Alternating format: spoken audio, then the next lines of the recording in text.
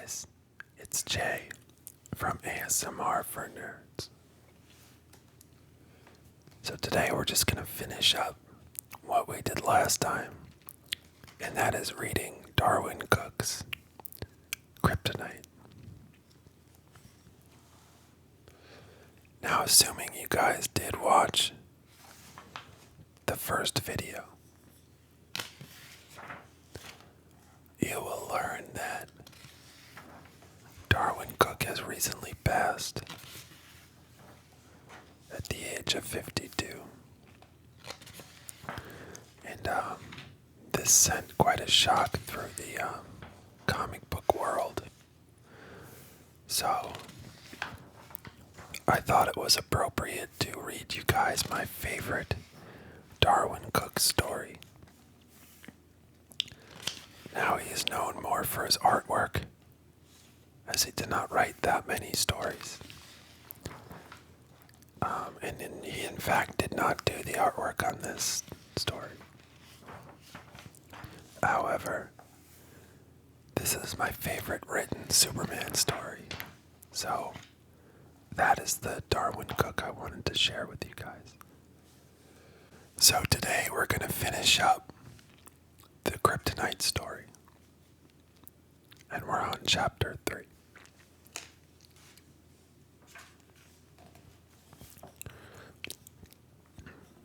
"5 years have passed since my abduction, my fall from Zen." Sorry, this is 15 years ago. "Over several solar cycles, I've found my ability to experience those around me has strengthened considerably. As always, I have used this time to observe and record. The one who brought me to this place is a conqueror. His culture and ideology is almost diametrically opposed to those I knew as monks. His is a land of turmoil and unbridled passions. He procreates, he takes, he controls everything within his narrow vision, including the fates of those who would challenge him. This I have been forced to witness firsthand. Mine is to remain objective, but my way does allow me to feel the experiences of the flora and fauna around me. Galaxies of experience and information bring me to an absolute that is common to all sentient endeavor. Control is an illusion. Power and glory are fleeting. They are often struck down by the righteous, but enlightenment is no escape. As it was with these men in the courtyard, it was with the monks, as it was with the Kryptonians and the countless worlds before them. As it is now for this tormented creature. Love, power, retribution, madness, nothing but discordant notes in the lyrical motion of carbon cycles. Lois. I'm not trying to upset you. I was just wondering where you were tonight. Where was I? I was working, same as you, I suppose. What was it? Earthquake, death ray, old lady crossing the street, volcano. Look, it's either very early or very late, and I saw you being dropped off by that man in the sports car. I guess it didn't look much like work to me. I cannot believe your nerve. We've been getting to know each other for a few weeks now. How many times have I been stood up already, had to wait on you while you did what was important to you? And you don't try to tell me how to do my job. You haven't any ideas what it takes to do what I do.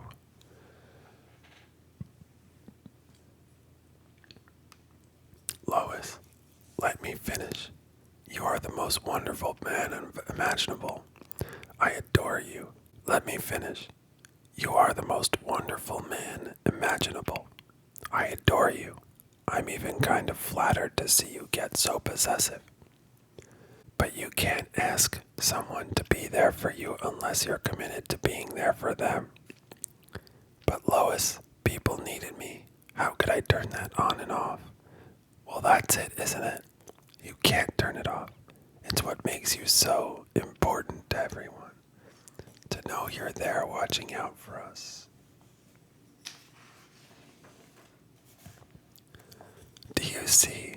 It's just my luck, I suppose. I find a perfect man, but he's dedicated himself to protecting an imperfect world. You've touched my life in such a magical way.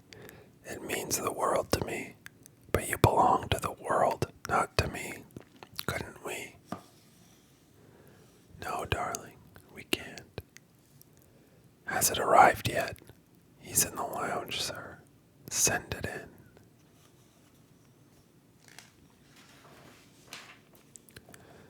A fine day this is. A king waiting to be received by a mere landowner. One more syllable of that tired old brogue, and put on, and I swear to you, I will have you beaten and thrown back to the jail I just paid to have you released from. Am I understood? Yeah, whatever. You still owe us half the dough from that caper. What about that? You were hired to do two things. The first was to cast aspersions on Metropolis's new darling, Anthony Gallo. The second was to record your encounter with its Superman so that I may judge his mettle, as it were. I've learned that extreme cold has no effect on his performance. It seems at the moment that the truck begins to explode, he looks genuinely afraid, as if he expects to be harmed, but then we lose the picture. What can you tell me about it? Tell you, I was turned into a popsicle. That's what I could tell you about it. Tell you, I was turned into a popsicle. That's what I could tell you about it. Sigh. I mean, before then, you imbecile. Was there anything that seemed to scare him? Nah, except for maybe the people. You were saying he was scared of the people. Yeah, right. I'm saying he was scared for the people. He only seemed worried when it looked like someone might get hurt. I mean, I gotta say, he even seems worried about us. What do you mean? That little truck of yours froze all of us. Who do you think pulled us out and brought us around? I remember coming to and seeing him standing over me. He actually seemed relieved I was okay, like a Boy Scout. Kinda sickening, really. Indeed. Your money is on the table. Take it and your miserable family and leave Metropolis tonight.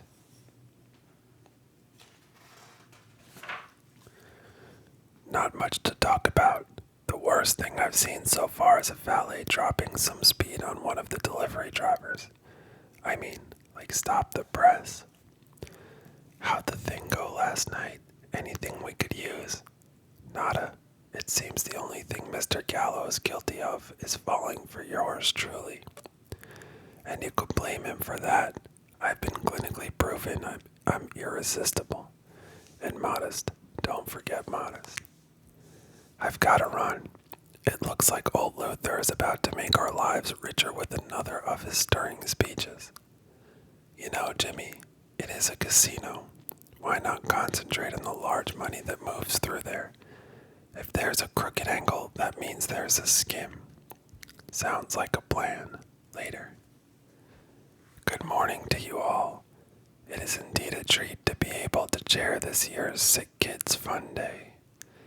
When I founded LexCorp, I took great time to consider how a strong corporate culture can help to provide a foundation for the community at large. And nowhere is that foundation more desperately needed. Miss Lane, Mr. Gallo sends his regrets, but he will be unable to meet you this morning. He asks that I give you these. Dear Lois, forgive me for breaking our date.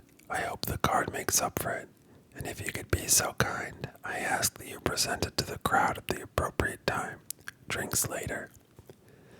Pleased to announce that LexCorp has pledged the financing for a new X-ray system that has a far less obtrusive effect on the patient. What this means is that, look,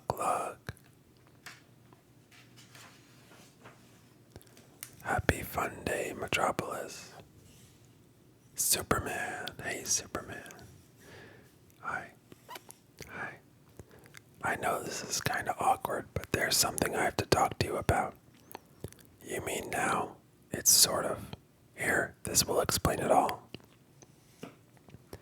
Ladies and gentlemen, please, it hardly seems fitting we hear from a circus strongman with a penchant for baking at an event such as this.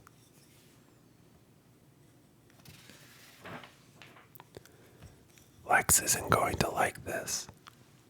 Consider that a bonus. Thank you all. I normally don't have a lot to say at times like this. Like yourselves, I do what I can for these kids. It's no big deal. But this card, well, it's a big deal. I'd like to read it to you. Dear Superman, as General Manager of the Utopia Casino and CEO of Gallo Entertainment Inc., it is my pleasure to announce that the Utopia Casino is pledging its first 6 months' profit to the construction of a state-of-the-art wing for advanced pediatric care and research. My financial team has informed me that profits for this period total $42 million. My only request is that Superman comes to accept the donation personally. Sincerely, Anthony Gallo. It sounds like it's up to you, Superman. Will you do it? Well, I've never been to a casino before, but I suppose it would be nice to have a new building to put Luther's X-ray machine in. So sure, I'll do it. Can it wait, Jimmy? I'm really not. Miss Lane, just listen. I'm telling you, I'm picking up some chatter on a closed frequency. They're about to knock over some LexCorp armored trucks. It's crazy one of my mics is picking this up. I swear it sounds like there are 2 sets of thieves. No wait, one of them mentioned Gallo. Holy crap, Miss Lane. This is it. He's knocking over LexCorp payroll trucks. Jimmy, calm down. Can you tell where they are?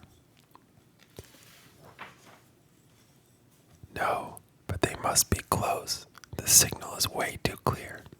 The trucks are rolling, so they must be on I-27 somewhere near here. I think I see them. They're heading south. Holy crap. It's on. Miss Lane, what do we do? Ask me that again in 3 seconds. Miss Lane, relax. He's on his way.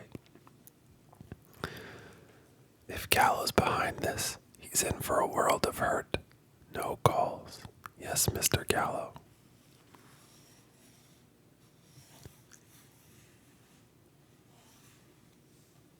Superman is flying and then feels something unusual and falls. Chapter 4. Prologue. 10 years ago. For 15 years now, I've stood motionless on this tiny world. Although my physical being remains trapped, constant exposure to the energy of this yellow sun has given me the ability to reach out in other ways. This man named Gallo, this man who witnessed his father's death, this man who's murdered his own mother, I have come to know him well. There is something missing inside this Gallo, something present in all other sentient creatures I've experienced.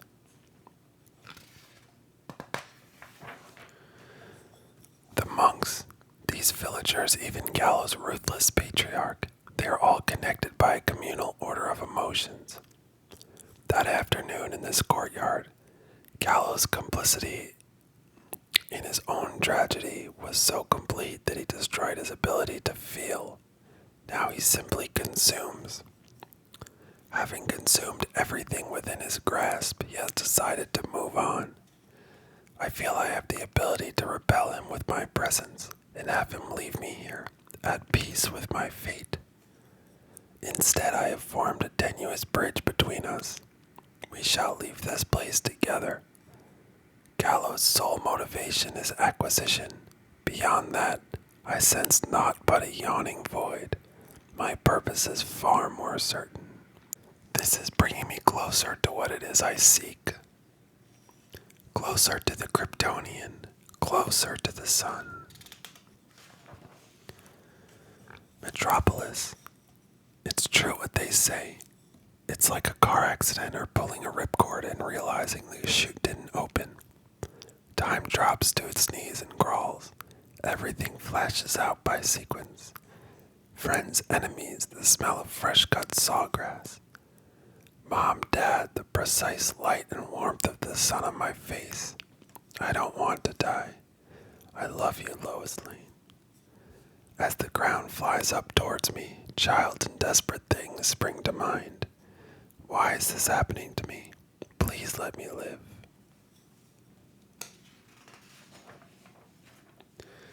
Let me live, let me live. I'm alive. So much pain, can't even see straight, let alone stand. A fresh new color of pain, stroked wide and thick. Beneath it a sickening realization. Luther was right. I had no context for this side of the human condition. But I'm learning. Wow, these things are nasty. I think he wants a little more. Check it, we're cooking him. This is incredible. The neuro scramblers and plasma feeds in those gloves can't be this effective. There's something else in play here.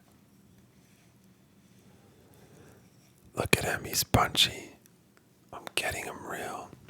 Shut up. Say again, sir. Seize the moment. Finish it. Kill him. Ha. Nice try, sweetheart. Pathetic. He's done like dinner. Mr. Gallo, call on line 3. Mr. Gallo, are you there, sir? I'm fine. I told you to hold my calls. Quit screwing around. Finish it now. Pain into death. There's no room left for reflection or making peace with my fate. My entire being is caught up in the agony of physical sensation. And then as quickly as it came, death stops short. I'm in the bad shape, but the source is gone. I can feel it. Yes. In a moment, so will these clowns. What? Oh no.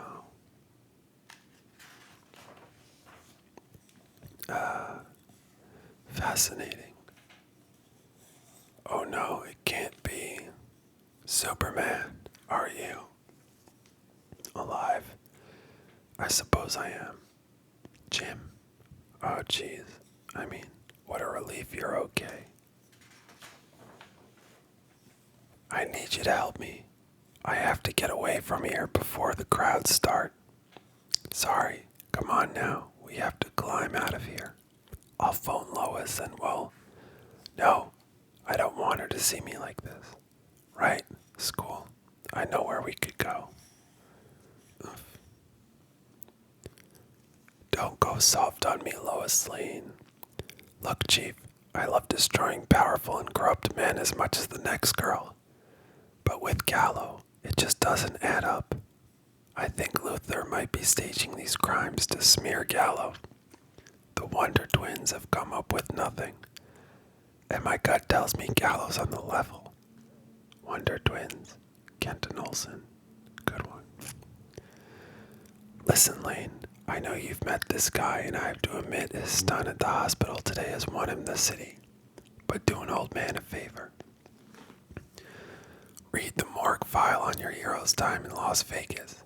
Chief, people can change. None of that was proven. For your sake, I hope so. Watch yourself with that guy, Lois. Always do, Chief. I'm going to head over and see Jimmy. Can't raise him on his cell. He had front row seats to Superman stopping that armored heist. What? He hasn't filed on that. When you find him, tell that kid to get me his pictures and send Ogilvy in here.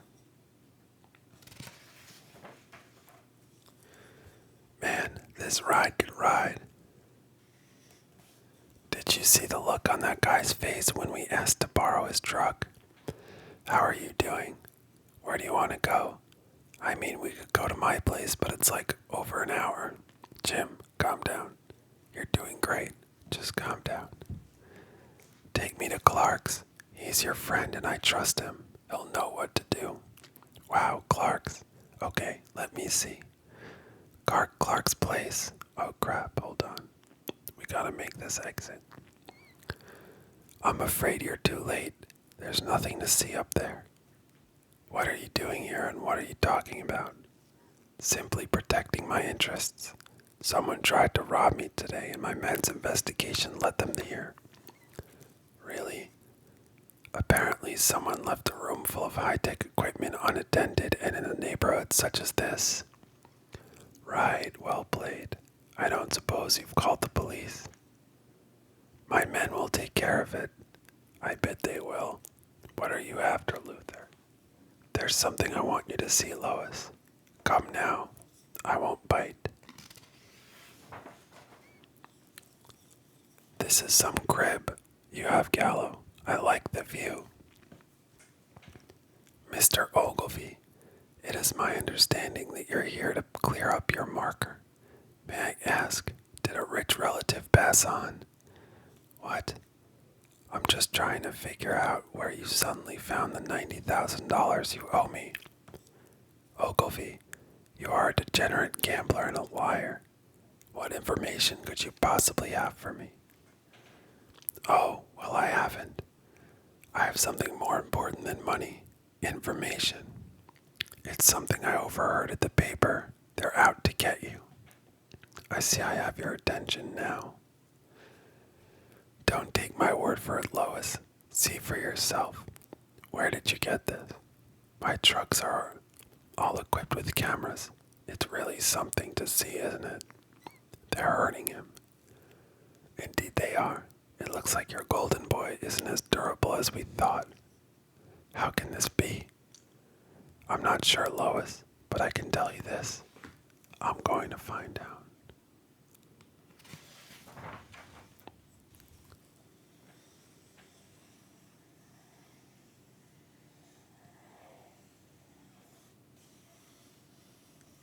Superman. Hey, big guy, wake up. Oh man, you're awake. Thank God. Anyway, we're here. Can you walk? Yeah, I think so. Can you give me a hand? No sweat. Wish I'd picked up my cell. We could have given Clark some notice. Clark, it's Jimmy. Open up.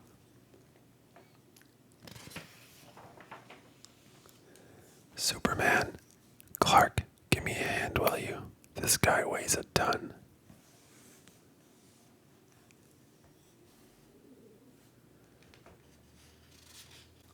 So guys, we're gonna stop there. I know I said we were gonna complete this, but I think I want to do it in 3 parts and finish this up in our next video, which I will get out in just a day, so there won't be time. This way I'm hoping you guys could really actually listen to the story and be engaged with it because of how good it is. And it gets better. And I think, again, Darwyn Cooke deserves the respect of us all taking the time to read his work. So that's it for today, guys. Tomorrow will be the completion of Superman Kryptonite by Darwyn Cooke.